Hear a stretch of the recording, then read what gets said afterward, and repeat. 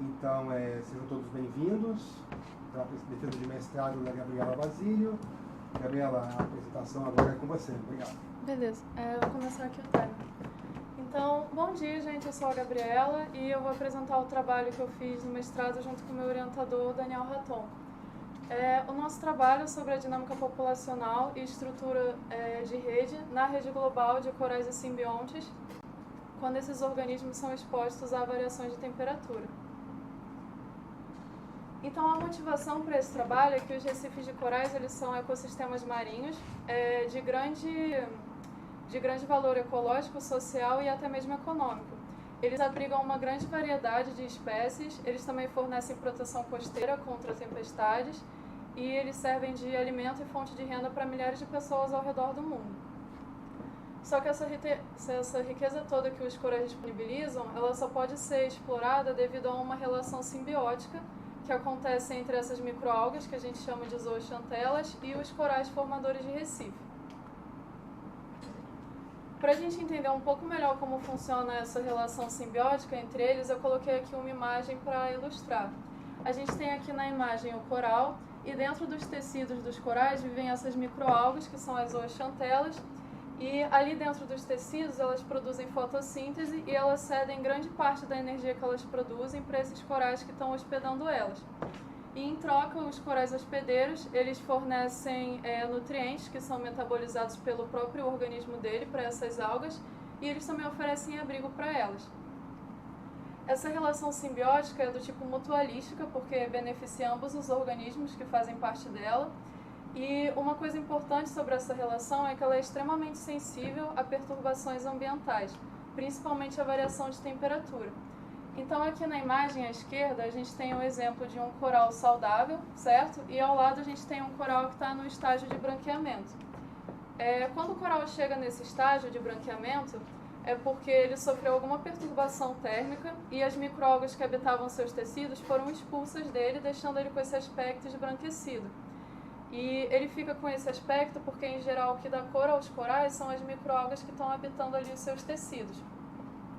E quando essas microalgas são expulsas desses tecidos dos corais, o coral perde a sua principal fonte de energia e ele acaba ficando muito mais suscetível a doenças e até a morte, como aconteceu com esse coral ali na última imagem.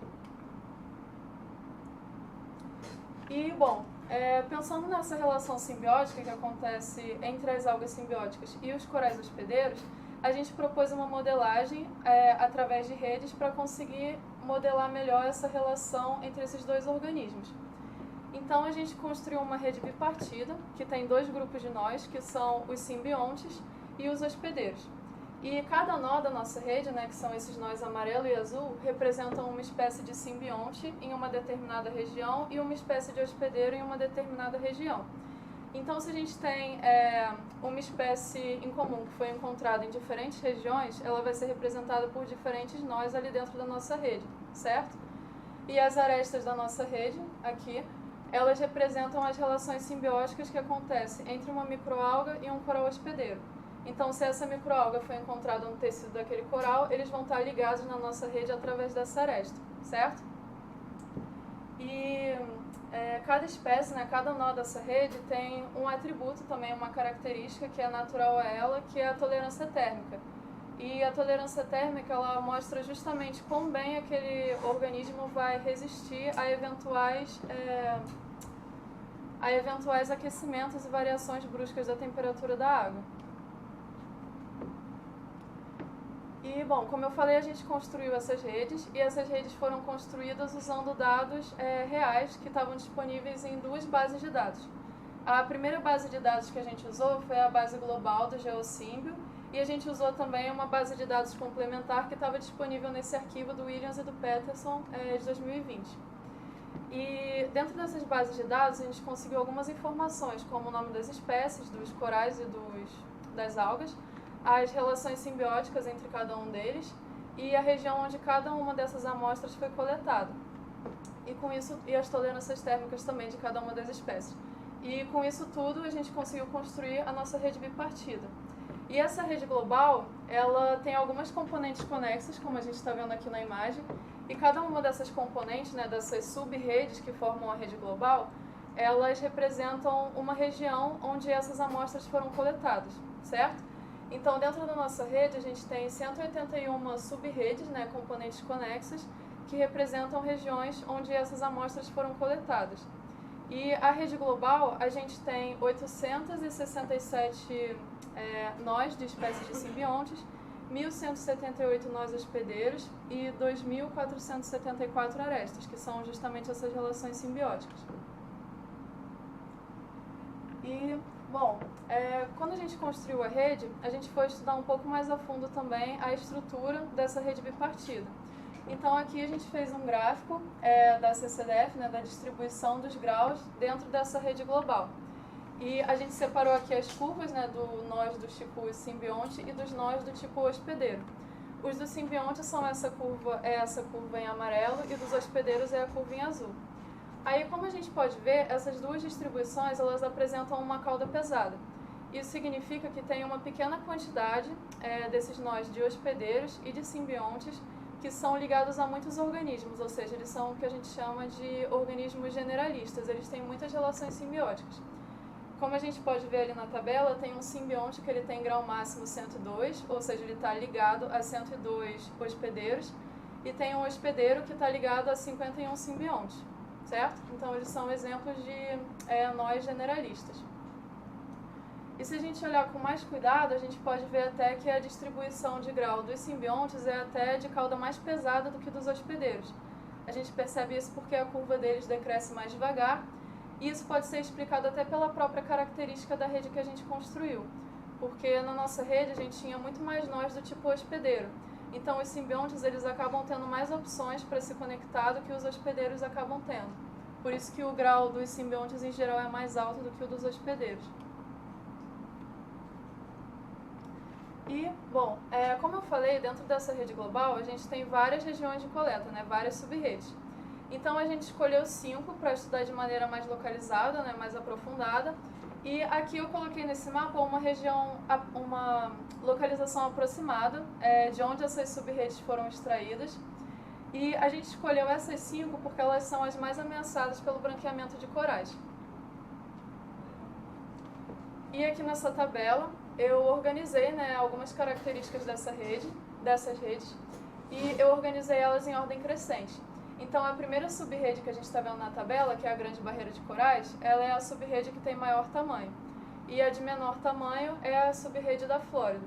E como a gente pode ver, nessas 5 sub-redes, a característica da rede global se mantém, né? A gente tem menos nós do tipo simbionte e mais nós do tipo hospedeiro. E uma vez que a gente construiu as redes, né, e separou essas regiões para analisar, a gente começou a se perguntar como que a estrutura dessas redes, como que a organização dessas relações simbióticas influencia na dinâmica populacional de cada uma das espécies. E aí, para isso, a gente propôs o primeiro modelo que eu vou apresentar aqui para vocês, que é um modelo de crescimento populacional com rede acoplada. Então, dentro desse modelo, como eu falei, a gente tem uma rede acoplada e cada vértice dessa rede vai representar a população de uma determinada espécie, ou de simbionte ou de hospedeiro no tempo t da nossa dinâmica. E aqui a gente tem as duas variáveis do nosso modelo, que são o SI de t, que representa a população da iésima espécie de simbionte no tempo t, e o HJ de t, que representa a jésima espécie de simbionte, espécie de hospedeiro no tempo t. E a gente consegue entender isso melhor através dessa imagem aqui. A gente tem uma mini rede, né, em que cada nó representa uma espécie de simbionte em amarelo e de hospedeiro em azul. Então, essas duas espécies de simbiontes, elas representam uma população de cada uma dessas espécies ao longo do tempo e, para o caso dos hospedeiros, a mesma coisa. E, bom, esse modelo ele também leva em conta uma taxa de crescimento, que é modelada através de uma equação, que eu vou mostrar para vocês no próximo slide, mas eu deixei aqui para ilustrar como que essa taxa de crescimento se comporta, né, ao longo da variação de temperatura. Então aqui a gente tem um gráfico que tem a variação dessa taxa de crescimento natural no eixo Y e a variação de temperatura entre 22 e 30 graus Celsius ali no eixo X. E essas curvas que tem nesse gráfico são espécies diferentes de simbiontes, cada um com uma tolerância térmica diferente. Então a gente pode ver que os organismos que têm uma tolerância mais alta, né, uma tolerância térmica mais alta, eles tendem a ter taxas de crescimento maiores do que aqueles que têm uma tolerância térmica mais baixa, certo? E a gente pode ver também que o maior valor, né, o valor máximo dessa taxa de crescimento é atingido quando o sistema atinge a temperatura ideal para crescimento, que é justamente ali naquela linha tracejada. E a equação que representa toda essa dinâmica é essa equação aqui, né, representada por esse termo RSI. E é importante dizer que essa equação ela foi retirada da literatura. Então ela já havia sido proposta e a gente aproveitou as equações para incorporar no nosso modelo. E essa equação, né, da taxa de temperatura, ela varia com relação ao tempo por causa da variação de temperatura, que também é dependente do tempo, que é aquele termo ali que eu circulei em rosa para vocês verem. E além dessa taxa de crescimento, a gente também tem a taxa de mortalidade natural, certo? De cada organismo. E aqui eu fiz mais ou menos a mesma coisa. Eu coloquei um gráfico que no eixo Y é a variação dessa taxa de mortalidade natural e no eixo X é a variação de temperatura, entre 22 e 30 graus Celsius. E nesse gráfico a gente tem também 3 organismos com tolerâncias térmicas diferentes. E a gente pode ver que na taxa de mortalidade, ao contrário do que acontece na taxa de crescimento, ela tem 2 comportamentos. Ela é representada por uma função por parte. Então, da linha tracejada para a esquerda, a gente está vendo que a taxa de mortalidade tem um comportamento constante, certo? Então, para todos os organismos, a taxa de mortalidade vai ser igual quando a temperatura do ambiente for inferior à temperatura ideal para crescimento. Agora, quando a gente ultrapassa essa linha tracejada para a direita, a gente já muda o nosso cenário. A gente está num cenário em que a temperatura do ambiente é superior à temperatura ideal para crescimento. Então, a gente está num cenário de aquecimento. E como a gente pode ver ali, os 3 organismos apresentam taxas de mortalidade diferentes, dependendo da tolerância térmica deles, sendo que o que tem a tolerância térmica mais alta tende a ter uma taxa de mortalidade mais baixa. E a equação que descreve, né, essa dinâmica é representada por esse termo, MSI. Como eu falei, é uma função por partes, então dependendo da temperatura do ambiente, a gente vai ter um valor diferente para a taxa de mortalidade. Essa equação da taxa de mortalidade também foi retirada da literatura, a gente aproveitou essas equações que já tinham sido propostas. E essa taxa também varia no tempo por causa da temperatura, que é dependente do tempo. Ali como eu circulei nos termos em rosa para vocês verem. E, bom, além da taxa de crescimento e da taxa de mortalidade, a gente também acrescentou um outro termo no nosso modelo que serve para capturar a estrutura da rede, ou seja, para capturar as interações simbióticas que acontecem entre cada uma das espécies. Então, aqui eu coloquei um exemplo, né, para ilustrar. A gente tem esse simbionte SI, que está em amarelo, que como vocês podem ver, ele está ligado a 3 hospedeiros diferentes, o H1, o H2 e o H3. Então, como eu falei, cada vértice nessa nossa rede representa uma população de uma determinada espécie, ou de simbionte ou de hospedeiro. Então, por exemplo, se esse simbionte SI tem uma população de 1000 organismos, essa população vai se dividir de maneira igual para interagir com cada um dos seus hospedeiros. Então, 1/3 desses 1000 organismos vão interagir com o hospedeiro 1, o outro terço com o hospedeiro 2 e o outro terço com o hospedeiro 3. A gente fez isso porque a gente assumiu que cada organismo dentro da nossa rede iria interagir de maneira uniforme com cada um dos seus vizinhos. E o mesmo vale para os vizinhos desse organismo. Então aqui a gente tem o hospedeiro, que estava ligado àquele simbionte, e se ele tem uma população de 100 organismos, essa população de 100 organismos também se divide de maneira igual para cada um dos seus vizinhos. Então, 1/3 dela interage com o simbionte 1, outro terço com o simbionte 2 e o último terço com o simbionte 3. E isso é representado na nossa equação por esse termo, que é o CS de T, que é o termo das interações simbióticas.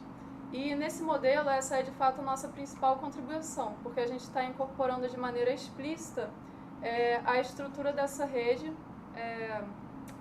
na dinâmica populacional de cada uma das nossas espécies. E juntando, né, todos esses termos que eu apresentei para vocês, a gente tem a nossa primeira equação que descreve a evolução da população do simbionte ir ao longo do tempo. Então aqui eu destaquei, né, os termos que eu tinha explicado. A gente tem o crescimento natural, o termo de interação simbiótica e a mortalidade natural. E aqui uma coisa interessante de observar é que nessa equação a gente tem dois fatores que influenciam o crescimento dessa determinada espécie. O primeiro é o crescimento natural, né, aquilo que o organismo é biologicamente capaz de crescer. E a gente tem também o termo das interações simbióticas que contribuem para o crescimento da nossa espécie, da população daquela espécie. E uma coisa interessante é que esse termo de interação simbiótica ele está limitado por uma função logística. E essa função logística ela atinge o seu valor máximo na taxa de crescimento para aquele determinado tempo t ali da dinâmica. Isso na prática quer dizer para a gente que esse termo de interações auxilia o crescimento dessa espécie, só que por mais vantajosa que essa ligação seja, né, que essa interação seja, ela não vai ser capaz, o organismo não vai ser capaz de crescer além do que ele seria biologicamente capaz, certo? Então, juntando esses termos, a gente tem a primeira equação do nosso modelo. E, de maneira análoga, a gente fez também a equação a equação que descreve a dinâmica evolutiva da população do hospedeiro I. E essas duas equações são simétricas, elas foram construídas seguindo a mesma lógica, então todas as explicações anteriores valem para essa equação aqui também. E, bom, como eu falei no início da apresentação, esses organismos todos eles foram submetidos a variações de temperatura. Então aqui, nessa imagem, a gente tem o comportamento dessa função que descreve a variação de temperatura no nosso sistema. A gente tentou modelar essa equação de maneira que ficasse similar com os dados reais, né, que foram extraídos nesse artigo aqui que está referenciado no final do slide. E essa equação de temperatura, a gente queria que ela apresentasse, né, que ela representasse sucessivos eventos de aquecimento. Como a gente pode ver aqui, a gente tem 3 picos onde o sistema atinge a temperatura máxima. E essas linhas tracejadas no nosso gráfico representam os momentos em que o sistema atinge a temperatura ótima para o crescimento dos simbiontes e dos hospedeiros. E é importante dizer que o valor dessa temperatura ótima é igual para os dois organismos, tá? Que é 29,1 graus Celsius. E, bom, agora indo um pouco para a parte dos resultados. A gente resolveu esse sistema de equações de maneira numérica, então para cada uma das espécies a gente resolveu as suas equações utilizando o método de integração numérica ODEINT que já existe no Python. E uma coisa interessante é que para essa dinâmica populacional a gente assumiu que todas as espécies teriam populações iniciais iguais, para garantir que não existisse nenhuma vantagem inicial para nenhum organismo. Então, no caso dos simbiontes, em amarelo, essas duas espécies diferentes começaram com a mesma população inicial, de 1000 organismos. E no caso dos hospedeiros, aquelas 3 espécies diferentes, do exemplo, começaram com população inicial igual a 100, certo? E, bom, aqui eu estou apresentando o resultado que a gente obteve em uma das regiões que a gente resolveu numericamente. Eu escolhi essa região do Índico Ocidental porque era a sub-rede que tinha o tamanho médio, então achei que seria mais justo colocar esse resultado aqui. Nesses dois gráficos, à esquerda, a gente tem a dinâmica populacional de cada um dos simbiontes, então cada uma das curvas representadas nesse gráfico representa uma espécie de simbionte, e à direita a gente tem a dinâmica populacional de diferentes espécies de hospedeiro. Então aqui, cada curva naquele gráfico também representa uma espécie diferente de hospedeiro, certo? E como a gente pode ver logo de cara, aqui para essa região, a gente teve 2 espécies que se destacaram e cresceram muito além da média. Aqui no caso dos simbiontes é essa curva em verde e no caso dos hospedeiros é aquela curva ali em rosa. Mas quando a gente tira essas curvas do gráfico, para a gente conseguir dar um zoom e ver o que acontece com as outras espécies, a gente consegue ver que os simbiontes e os hospedeiros eles têm um comportamento bem diferente entre si. Tirando aquela população de simbiontes, né, aquela espécie de simbionte que cresceu muito além da média, todas as outras populações acabaram convergindo para o zero, ou seja, acabaram sendo extintas. E já no caso dos hospedeiros, a gente vê uma dinâmica bem diferente, porque apesar de a gente ter também ali alguns organismos que convergiram para zero, a gente consegue ver outras espécies que conseguiram até crescer ao longo do tempo ou espécies que conseguiram ter um decrescimento mais lento, né, em comparação com os simbiontes. E isso fica mais claro quando a gente pega aquele mesmo gráfico e transforma o eixo Y, né, que é o eixo do tamanho das populações, em escala log. Porque aí a gente consegue ver de maneira clara quais populações estão crescendo ao longo do tempo e quais estão decrescendo, tanto para os simbiontes quanto para os hospedeiros. Então, beleza. Como eu falei, a gente resolveu numericamente as equações para todas as regiões. E todas elas apresentaram um resultado bem similar. Só que pela estrutura da rede, que é diferente para cada uma dessas sub-regiões, a gente tem comportamentos diferentes, como a gente pode ver aqui nesse gráfico. A gente plotou a distribuição do tamanho das populações logo após o segundo evento de aquecimento, então mais ou menos no tempo t igual a 800, e a gente já consegue ver que as dinâmicas populacionais foram bem diferentes, porque as curvas são bem diferentes entre si. Então, analisando aqui, né, da linha tracejada para a direita, a gente consegue ver as populações que para aquele tempo t igual a 800 atingiram valores superior a 1, ou seja, não foram extintas, né? E no caso do simbionte, a gente consegue ver que as regiões que têm maior tamanho, que são a Grande Barreira de Corais, Puckett e o Índico Ocidental, a gente tem um comportamento de cauda pesada. Então teve um pequeno número de espécies que conseguiu atingir valores significativos do tamanho de suas populações. Já no caso dos hospedeiros, isso é bem diferente, porque eles apresentaram uma dinâmica populacional bem mais robusta do que os simbiontes. Como a gente pode ver ali para todas as regiões, todas conseguiram uma distribuição de cauda pesada. Ou seja, a gente teve um número maior de hospedeiros, quando comparados aos simbiontes, que conseguiram atingir valores significativos ali na nossa dinâmica populacional.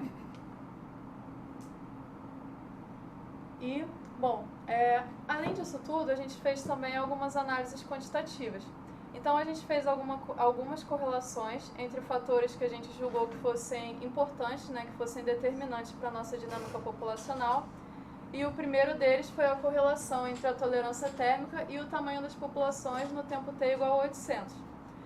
Como a gente pode ver aqui na tabela, essa correlação foi positiva e foi bem forte para todas as regiões apresentadas, tanto para os simbiontes quanto para os hospedeiros.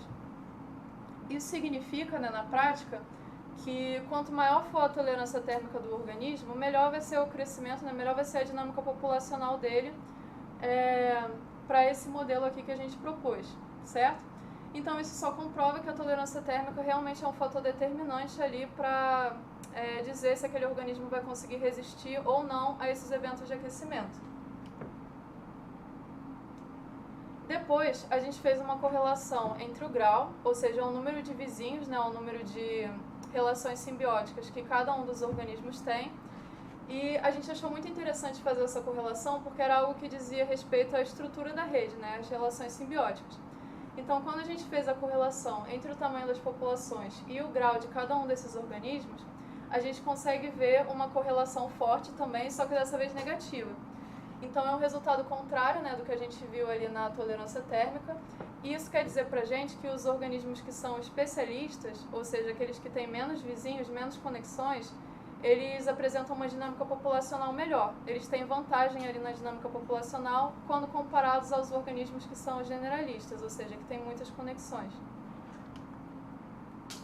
E isso pode ser explicado até mesmo pela própria equação que a gente modelou. Como a gente está vendo aqui, né, cada organismo é dividido pelo tamanho pela quantidade de vizinhos que ele tem, certo? Pelo seu grau.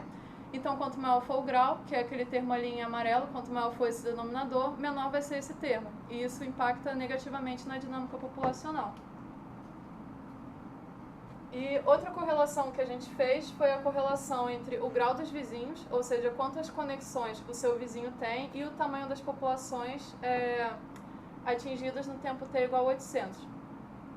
Como a gente pode ver aqui, a correlação também foi negativa e também tiveram correlações consideradas fortes em algumas regiões. Isso diz o que pra gente? Que quanto menos vizinhos, quanto menos conexões o seu vizinho tiver, melhor vai ser para a sua dinâmica populacional, você vai ter uma vantagem. E isso também é explicado através das equações que a gente propôs. Aqui a gente tem o termo de interações e, como a gente pode ver, a população dos seus vizinhos está dentro desse somatório e toda a população do vizinho é dividida pelo valor do grau dele.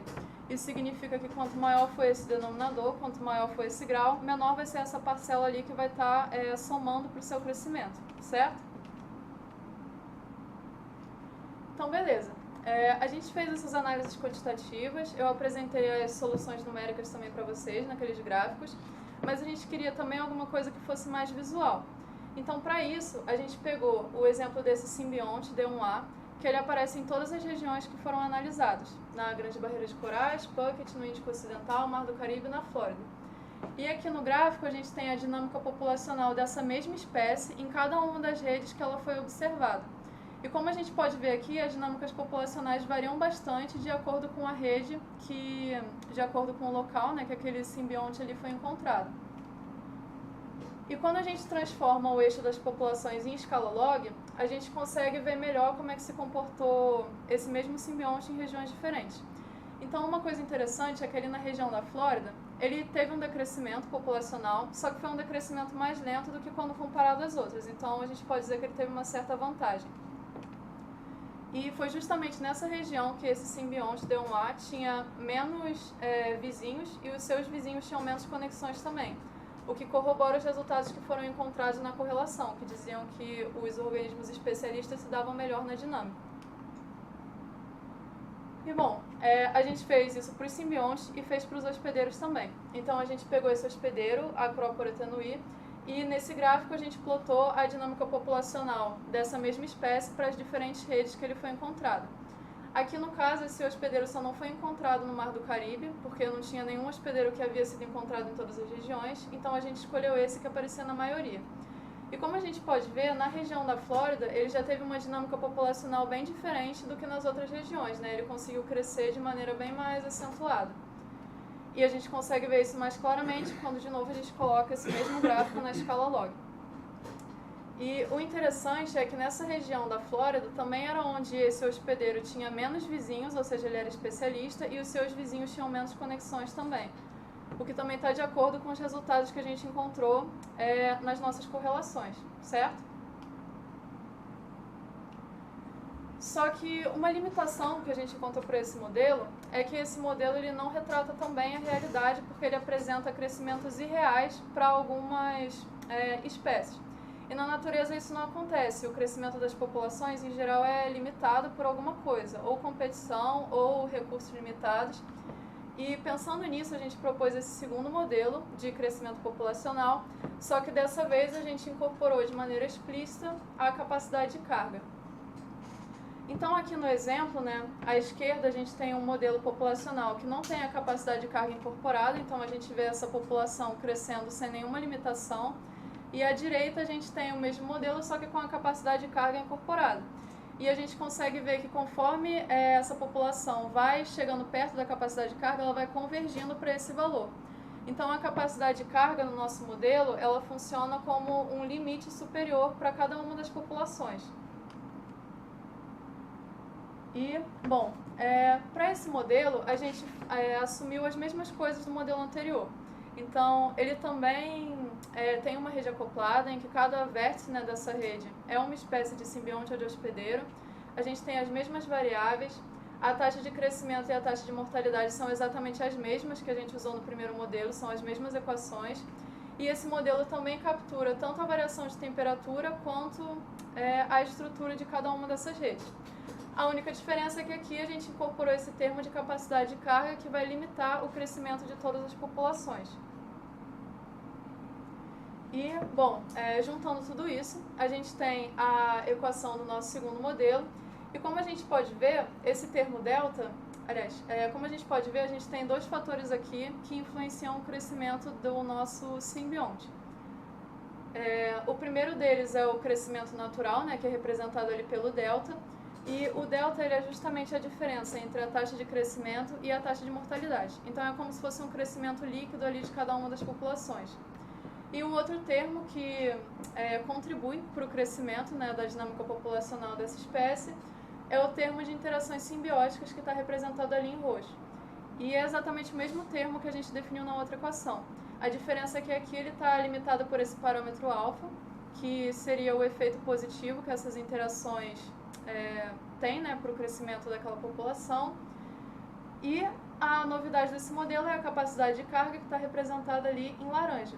E a gente consegue ver que conforme o SI se aproxima desse valor da capacidade de carga, o crescimento ele vai dando uma desacelerada, certo? E, bom, quando a gente vê aquela equação, a gente tem dois pontos de equilíbrio muito claros ali. O primeiro ponto de equilíbrio é o ponto da extinção, que é quando todas as populações convergem para zero. E o segundo ponto de equilíbrio é o equilíbrio da coexistência, que é quando as populações atingem o valor da capacidade de carga, mais uma ajudinha ali do termo das interações. E a gente pode pensar nesse termo, né, que está acrescentando a capacidade de carga, como se fosse uma folga, né, tipo uma gordurinha a mais que aquela população ali tem para crescer, um pouco além da capacidade de carga.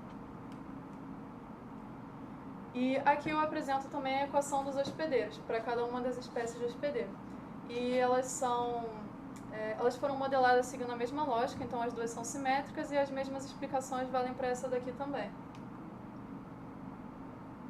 E aqui a gente tem um modelo de variação de temperatura e ele é exatamente igual ao do primeiro modelo. A diferença aqui é que a gente observou por um tempo maior justamente para ver a convergência dessas espécies.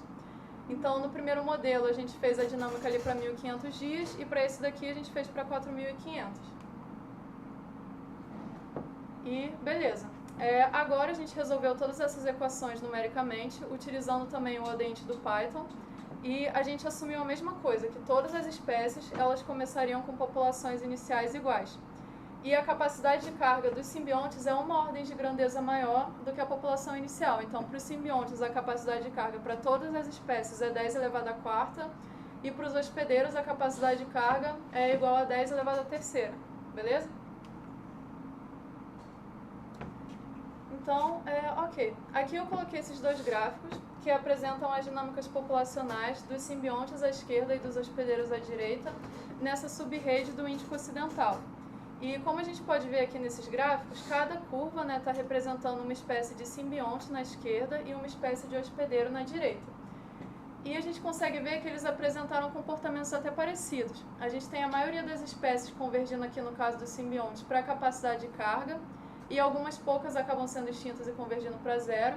E no caso dos hospedeiros a gente também tem isso, muitos organismos convergindo para a capacidade de carga e alguns indo para zero.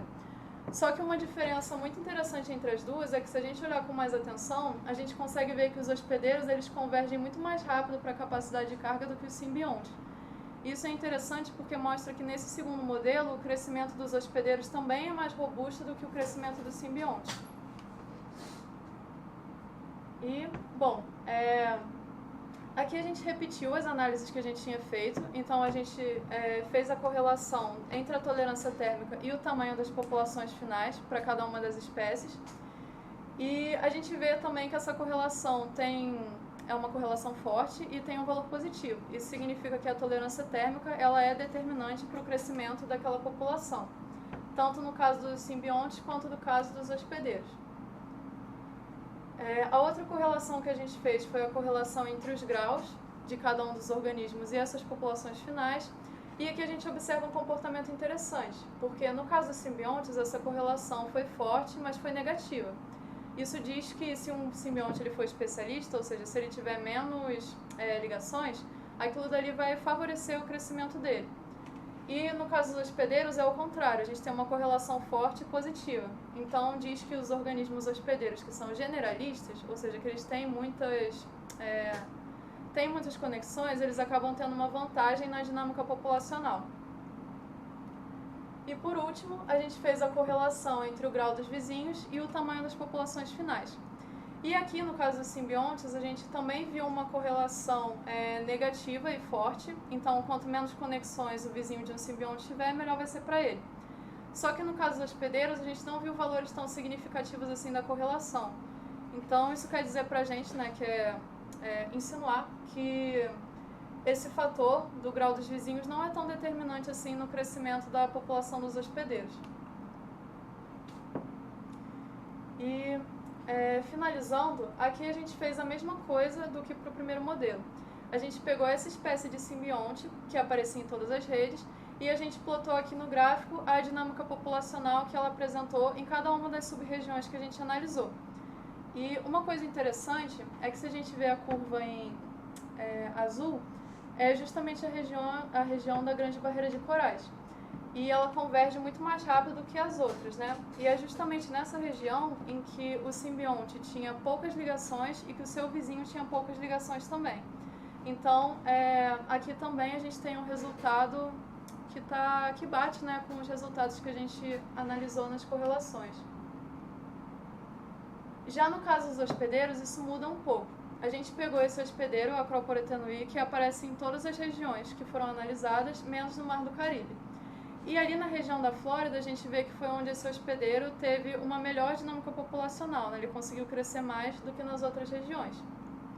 E o curioso é que nessa região ele tinha menos vizinhos, ou seja, ele era um hospedeiro especialista, e os seus vizinhos tinham menos conexões. E isso daí vai contra os resultados que a gente tinha visto na correlação, que estava sugerindo que aqueles hospedeiros que fossem generalistas teriam uma dinâmica populacional mais vantajosa. E isso foi o caso dessa espécie e também de outras duas espécies de hospedeiros que a gente viu que se repetiam nessas mesmas regiões. E, bom, finalizando a apresentação, eu queria deixar só aqui algumas conclusões, né, que a gente teve nesse trabalho. A primeira é que a estrutura da rede ficou muito claro para a gente que ela influencia a dinâmica populacional dos organismos, como a gente viu ali nas resoluções numéricas. A gente viu também que, para a maioria dos casos, as espécies que são especialistas, elas têm vantagem na dinâmica populacional. E a tolerância térmica é um fator determinante, é muito mais forte do que as outras coisas, então está de acordo com o que a gente vê na realidade. E incorporar a capacidade de carga no nosso segundo modelo foi muito importante para criar um modelo que fosse mais fiel ao que acontece na realidade, em que a gente tem competição entre os organismos, tem recursos limitados, então as populações elas não crescem de maneira indefinida como a gente tinha visto no primeiro modelo.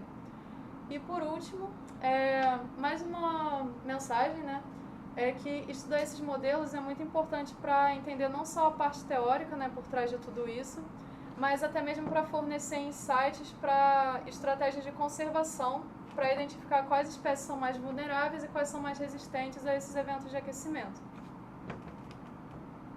E, bom, aqui eu finalizo a minha apresentação. Eu queria agradecer pela atenção do pessoal que está aqui no presencial e do pessoal que está no virtual também. E se alguém tiver alguma dúvida, eu estou aberta a responder agora. É isso. Ok, obrigado.